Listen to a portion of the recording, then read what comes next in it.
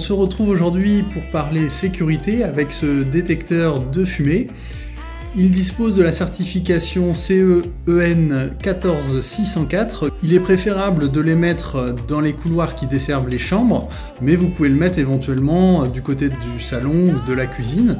Et pour ce faire, il dispose d'ailleurs d'un palier composant 3 différentes sensibilités de détection de fumée, ce qui est nécessaire par exemple dans une cuisine ou lorsque vous faites cuire quelque chose, eh bien il ne faut pas que le détecteur sonne à chaque fois.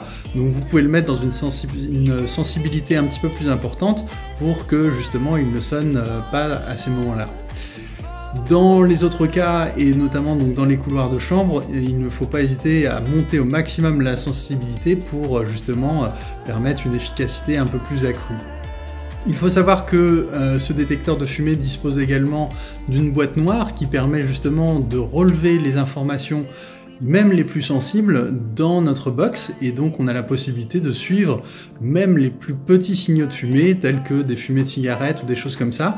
Eh bien, elles sont récupérées par notre boîte noire, mais elles ne vont pas forcément déclencher le détecteur de fumée. Donc c'est l'idéal, notamment dans une chambre d'ado, pour surveiller s'il fume, eh bien c'est une bonne solution.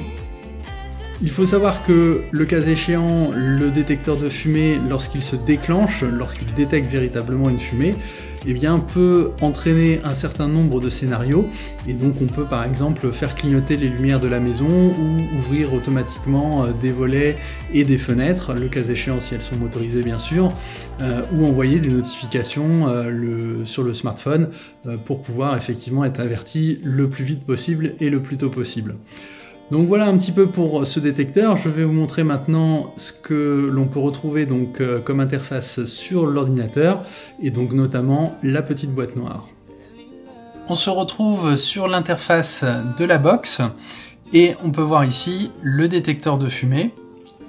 En cliquant sur la petite molette, on va pouvoir rentrer dans les paramètres et récupérer les informations qui sont présentes donc dans la boîte noire, ou qui sont enregistrés quotidiennement. Donc ici notamment, eh bien, on retrouve l'historique des fumées, on peut mettre par exemple en mensuel. Et la première courbe ici, c'est la courbe des températures qui sont enregistrées, et il faut savoir que le détecteur peut déclencher automatiquement des alertes si on a une augmentation drastique par exemple de la température, et cela même si on ne détecte pas forcément de fumée. Donc on peut créer des alertes sur l'augmentation de température. On peut, en cliquant ici, lire les données de la boîte noire du détecteur de fumée.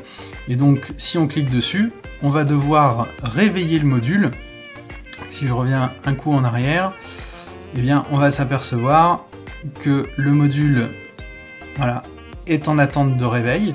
Donc, dans ce cas-là, il faut cliquer 3 fois sur le bouton qui se situe au milieu de notre détecteur de fumée, et on va pouvoir récupérer les informations de la boîte noire.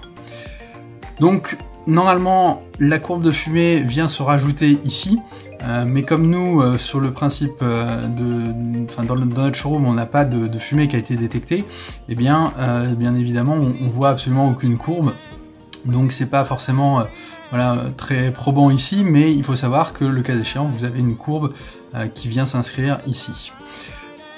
Voilà pour ce module. Il est quand même conseillé d'en avoir au minimum un chez soi, et le cas échéant d'en avoir un petit peu plus si vous souhaitez une meilleure sécurité dans votre maison, ou pour détecter éventuellement voilà, les petites fumées de cigarettes des adolescents. C'est tout pour aujourd'hui, je vous retrouve demain pour une nouvelle vidéo. À très bientôt.